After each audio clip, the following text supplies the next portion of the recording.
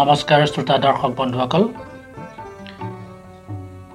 আপোনালোকলৈ আন্তৰিক শুভেচ্ছা জনাই মোৰ এই চেনেললৈ স্বাগতম জনাইছোঁ। বহুদিন কবিতাৰ পৰা বিৰত আছিলোঁ। কিছুদিন পূৰ্বে এটি কবিতালৈ আপোনালোকৰ মাজলৈ আহিছিলোঁ। আজি আন এটি কবিতালৈ আপোনালোকৰ মাজলৈ আহিছোঁ। এই কবিতাটি সাম্প্ৰতিক পৰিস্থিতিৰ বিষয়ক লৈ পেলাই লিখা এটি কবিতা। কবিতাৰ শিৰোনাম অস্তিত্ব। শৃগালৰ জাক জাক সিংহৰ এটা নে পিপু শিশু চৰিত্ৰৰ বাবে মোৰ এহালিচা মাটিডৰাত হালখন জুৰিবলৈ, চুক কাণ লগাই কুৰিয়াবলৈ মোৰ স্বজাতিৰ মানুহ নোহোৱা হ'ল। বংশৰ সঁচ বুলিবলৈ একমাত্ৰ পেট মোচাটোৱে ডিঙিৰ শিৰ ফুলাই ফুলাই মোক সদায় বুজায়।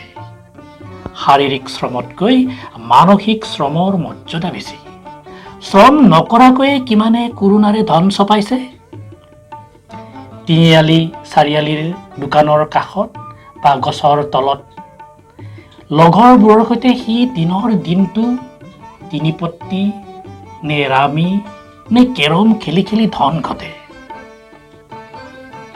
মাকে ৰান্ধি দিয়া বাপেকৰ হোটেলত খাই ৰাজ কাৰেং সজাৰ ৰঙীন সপোন দেখে। মইনো তাক কেনেকৈ বুজাওঁ? শাৰীৰিক শ্ৰম কৰা ৰঘুমলাবোৰে শ্ৰম কৰি কৰিয়ে শ্ৰম নকৰা জাতিটোৰ অস্তিত্বলৈ সংকট নমাই দিছে। মই তাক কেনেকৈ বুজাওঁ?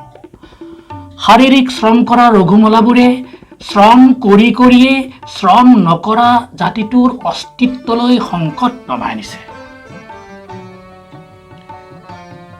প্ৰিয় শ্ৰোতা দৰ্শক বন্ধুসকল, মোৰ এই কবিতাটি শেষলৈকে চোৱাৰ বাবে আন্তৰিক ধন্যবাদ জনাইছোঁ। পুনৰ আন এটি কবিতালৈ আপোনালোকৰ মাজলৈ আকৌ আহিম। আজিলৈ নমস্কাৰ, ধন্যবাদ।